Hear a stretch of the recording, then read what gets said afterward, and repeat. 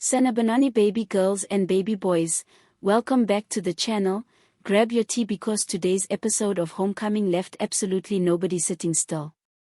We have betrayal, we have a wedding that is falling apart before it even starts, and we have Mankwanyana finally showing us that famous temper of hers directed straight at Zethu. Let's not waste any time, let's get right into it.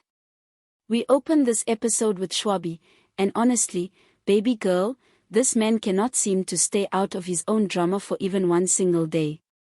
Word has reached him that Mankwanyana has been released, and instead of using this moment to reflect on everything that happened between them, Shwabi decides the best course of action is to march straight to the house and demand that she leave. Now remember, this is still legally her house too, she is still his wife on paper, and she reminds him of exactly that. I am not going anywhere, she tells him, arms folded, standing her ground the way only Mankwanyana can. Shwabi, clearly rattled that she is not backing down the way he expected, raises his hand. He does not strike her, thankfully, but the mere fact that his hand even got that close to her face tells you everything you need to know about where his head is right now. Mankwanyana does not scream, she does not cry, she simply looks at him with a kind of disappointment that is almost worse than anger, and she asks him quietly what exactly he thinks he is becoming. That scene alone had my chat going wild, because we have never seen Shwabi go there before, not even in his worst moments with her. Now here is the twist that nobody saw coming.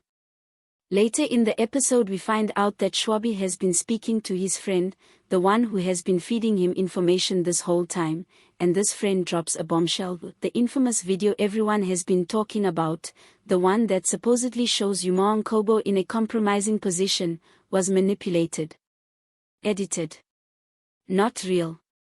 Shwabi's face when he hears this is priceless, because for 1 second you can actually see the guilt creeping in, but then just as quickly he pushes it away and convinces himself that he still needs to see the real version before he changes his stance. Baby girl, this man is exhausting. He was ready to throw his wife out of her own home over a lie, and even when the truth is handed to him on a silver platter, he still wants more proof. This is exactly the kind of stubbornness that has kept this couple in a cycle of hurt for what feels like forever, and if you were hoping this episode would give us the reconciliation moment, I am sorry to disappoint you, because Shwabi still has a long way to go before he earns his way back into that house properly. Moving on to Kondikul, because this child, honestly, I do not know where to begin. If you have been following the story you will know that Kondikul has been acting out for weeks now, sneaking around, lying to both parents, and generally making life difficult for everyone around her. In this episode, things come to a head when Shwabi discovers that she has been lying about her whereabouts again, specifically about spending time with people her parents have explicitly warned her about. He decides enough is enough and disciplines her, a proper old-school scolding that leaves her in tears, and honestly, as much as I love this girl, I understand where Shwabi is coming from here. This child needs structure, she needs boundaries, and right now she is testing every single one of them. What worries me though is the timing. With Shwabi already spiraling with his own issues around Mankwanyana, is he really in the right headspace to be the one guiding Kondikul through this rebellious phase? Because from where I am sitting, it looks like father and daughter are both unraveling at the same time, and that is a dangerous combination. There is also a strong suggestion in this episode that Kondikul might end up being used as a pawn in the custody battle that is clearly brewing between Shwabi and Mankwanyana. If Mankwanyana pushes forward with reclaiming her place in the household, do not be shocked if Shwabi tries to use Kondikul's recent behavior as ammunition against her, painting himself as the more stable, more present parent. It is messy, it is calculated, and it is exactly the kind of thing this show does best. Now let's talk about Shobane, because my heart genuinely goes out to this man in this episode. We all remember how things ended with Zethu at the altar, when she ran out of the church and left him standing there in front of everyone. That kind of humiliation does not just disappear overnight, and this episode makes it very clear that Shobane has not processed any of it in a healthy way. Instead of talking to someone, instead of leaning on his friends or his family, Shobane turns to alcohol. We see him show up to work visibly intoxicated, stumbling through his tasks, barely able to string a sentence together, and it is honestly hard to watch. Zethu, to her credit, does try to help him in this moment. She covers for him with his colleagues and even walks him home, but I have to say what I said in the intro, baby girl, this could have all been avoided. If Zethu truly did not want to marry Shobane, there were 100 better ways to handle that than running out of a church in front of the entire community. A private conversation, even a difficult one, would have spared this man the public humiliation that clearly broke something in him. Zethu owed him that much respect, even if her heart was not in the marriage. And speaking of Zethu, oh baby girl, where do I even start with her behavior in this episode? After the funeral drama a few weeks back, where she caused a scene as the coffin was being lowered, I genuinely thought we had seen the worst of her impulsive decision-making. I was wrong. In this episode we learn that Zethu is now preparing to move forward with a new engagement, this time to Shobane's brother, and yes, you heard that correctly.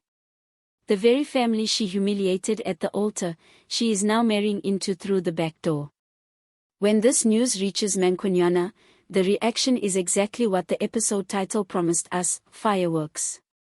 Mankwanyana does not hold back, she confronts Zethu directly and asks her, quite bluntly, what kind of woman moves from one brother to another with this little regard for the pain she has already caused. Zethu tries to defend herself, insisting that her heart has simply led her somewhere new and that she cannot control who she falls for, but Mankwanyana is having none of it.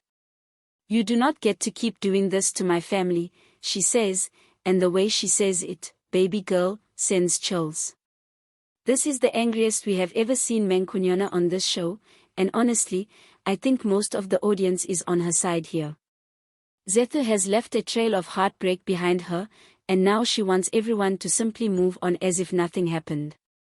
There is a smaller but very telling moment earlier in the episode where Zethu is trying on her wedding attire, and something goes wrong, red stains appear on the fabric right before the fitting is complete. It is played almost as an omen, one of those classic soap opera warnings that something dark is coming, and given everything else happening around Zethu right now, I would not be surprised if the small detail becomes a much bigger plot point in the coming weeks. This show loves its symbolism, and that scene was dripping with foreboding, pun very much intended. Now, the part of this episode that truly had me covering my mouth in shock, Zethu. If you thought Zethu was going to quietly accept the fact that Shobane and Zethu were building a life together, think again, because this man has completely lost his composure. According to Zulu custom, once the ceremonial process involving the gallbladder has taken place, a woman is considered to belong to her husband's family in a much deeper spiritual sense, and Zethu is clinging to that tradition with everything he has left. In his mind, Zethu is still his wife, regardless of what has happened since, regardless of the engagement to Shobane's brother, and regardless of what anyone else says. When he hears the news of the new engagement, something in him snaps. We see him pacing, muttering to himself, and by the end of the episode he is making comments that genuinely worry the people around him, comments about not being able to live like this anymore. This is a side of Zethu we have not seen before, and it raises real questions about where his storyline is headed. Is this simply heartbreak talking, or is the show setting him up for something far more destructive in the episodes to come? Let's shift gears slightly and talk about Mankobo's side of the story a bit more, because there is a subplot developing here that deserves attention.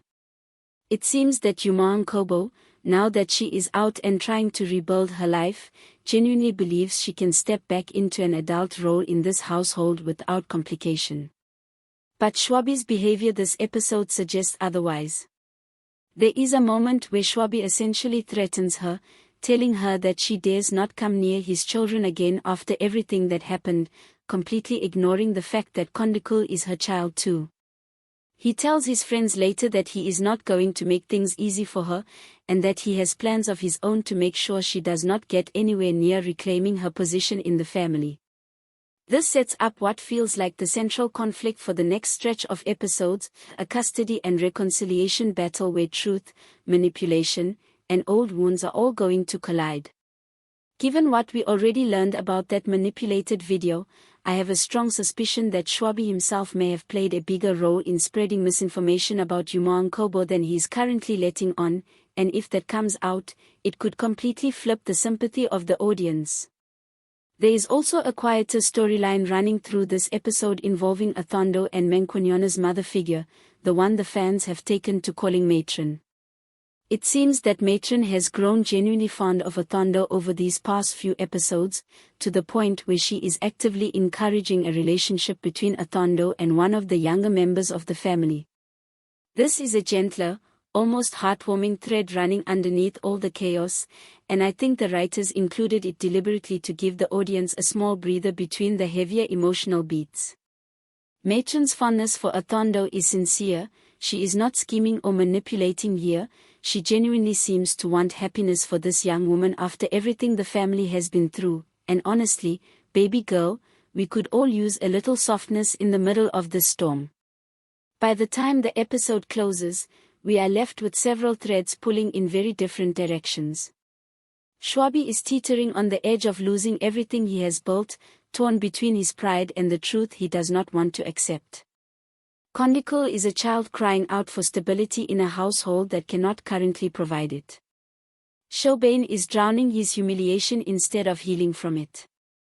Zethu is sprinting toward another commitment without ever pausing to reckon with the damage from her last one. Sifiso is unraveling in a way that feels genuinely dangerous.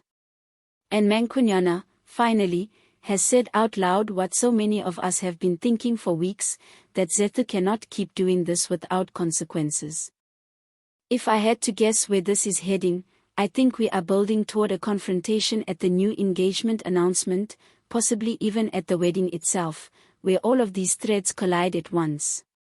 Sifiso's mental state, Shobane's drinking, Mankwanyana's fury, and Shwabi's custody scheme all feel like they are on a collision course, and if this show is anything like it has been so far, that collision is not going to be gentle. That is everything for today's review, baby girls and baby boys. Let me know down in the comments who you think is most in the wrong this episode, because honestly there is a strong case for almost everyone. Is it Shwabi for nearly raising his hand to his own wife? Is it Zethu for jumping from one brother to the next without any regard for the wreckage behind her? Or is it Sifiso, whose grip on reality seems to be slipping by the day? Drop your thoughts below, smash that like button if you enjoyed this recap, subscribe if you have not already, and I will see you all in the next review. Sanabanani, take care of yourselves, and do not be like Shwabi this week, okay? Bye for now.